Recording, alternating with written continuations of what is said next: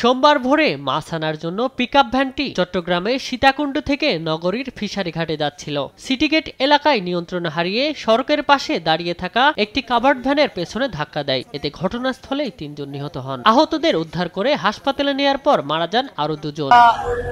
সীতাকুণ্ড থেকে পিকআপটা মাছ ব্যাপারীগুলোকে নিয়ে আসতেছিল, ঠিক আছে। ওই গ্রাম সিএনজি কতগুলো গাড়ি চলা অবৈধভাবে, ওগুলার কারণে এই নিয়ন্ত্রণ হারিয়ে ওই পিকআপটা এই ম্যাংরা গ্রুপের পাশে কভার ভ্যানগুলো যেগুলো অবৈধভাবে দাঁড়ায় থাকে ওই গাড়ির সাথে সংঘর্ষ হয়।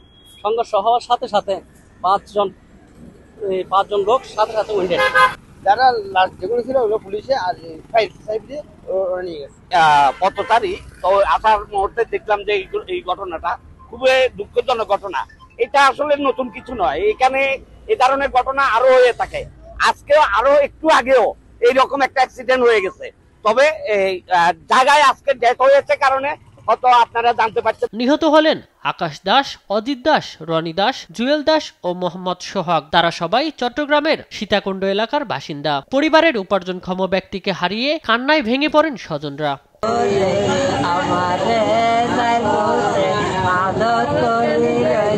পিছন থেকে ওনাদের গাড়ি এসে নিয়ন্ত্রণ হারাইছে, সম্ভবত আমাদের ড্রাইভার ঘুমন্ত অবস্থায় ছিল, তো ওই কাভারকে ভ্যানকে মেরে। নিহতদের মরদেহ উদ্ধার করে মর্গে পাঠিয়েছে পুলিশ। সব মিলে আমি 9 জনের পেয়েছি, তার মধ্যে 5 জন ডেড এবং 4 জন আহত অবস্থায় এখানে ভর্তি আছে। আর হয়তো এখানে আরো 2 জন থাকতে পারে যারা মাইনর ইনজুরি। বেশিরভাগই আপনার কোজারহাট জেলেপাড়া। আর একজন যে ড্রাইভার যিনি মারা গেছেন উনি ভাটিয়ার। দুর্ঘটনার কারণে ঢাকা চট্টগ্রাম মহাসড়কে কিছু সময়ের জন্য যান চলাচল ব্যাহত হয়। এই ঘটনায় আহতদের চট্টগ্রাম মেডিকেল কলেজ হাসপাতালে ভর্তি করা হয়েছে। এদিকে মাদারীপুরের শিবচরে মোটরসাইকেল নিয়ন্ত্রণ হারিয়ে গাছের সঙ্গে ধাক্কায় মসজিদের এক ইমাম নিহত হয়েছে। শামীম হোসেন, নিউজ ডেস্ক, দেশ টিভি।